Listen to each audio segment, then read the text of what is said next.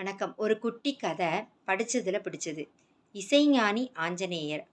ஒரு சமயம் திரிலோக சஞ்சாரி நாரதருக்கும் சங்கீத மேதை தும்புருவுக்கும் இடையில ஒரு வாக்குவாதம் வந்தது. இசையில பெரியவன் யார் அப்படின்றதா அந்த வாக்குவாதம். அப்போ அங்க ஆஞ்சநேயர் வந்தாராம். பிரச்சனையை தானே தீர்த்து வைக்கிறேன் அப்படின்னு முன் வந்தாராம். 2 பெரிய பாறைகளை காட்டி அதுல அவர்களை அமர சொன்னாராம். அதற்கு பிறகு அவரே நடுவராய் இருந்து குண்டக்கிரியா அப்படின்ற ராகத்தை ஆலாபனம் செஞ்சார். ஆஞ்சநேயர் பாட பாட நாரதரும் தும்புருவும் அமர்ந்திருந்த அந்த பாறைகள் உருக ஆரம்பிச்சுதான். 2 பேருக்கும் ஆச்சரியமான ஆச்சரியம். அவர்களோட அகங்காரமும் அப்பவே அகன்று போயிடுதான்.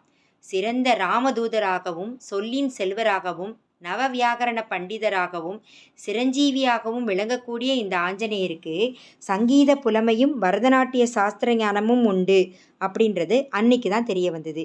எல்லாத்துக்கும் மேலா ஹனுமத் காடகம் அப்படின்ற சங்கீத அகராதி, ஹனுமத் பரதம் அப்படின்ற பரதநாட்டிய சாஸ்திரம் பற்றிய நூல் 2ம் இயற்றப்பட்டுள்ளதும் தெரிய வந்தது. ஹனுமத்தோடி அப்படின்ற ராகம் மேலகர்த்தா ராகங்களில் 8வதாக வரக்கூடியது. இந்த ராகத்துக்கு இந்த பெயர் வந்ததுக்கான காரணமே ஆஞ்சநேயருக்கு பிடித்த ராகம் தோடி அப்படின்றதுனால தான் அப்படின்றது சொல்லப்படுகிறது. நன்றி.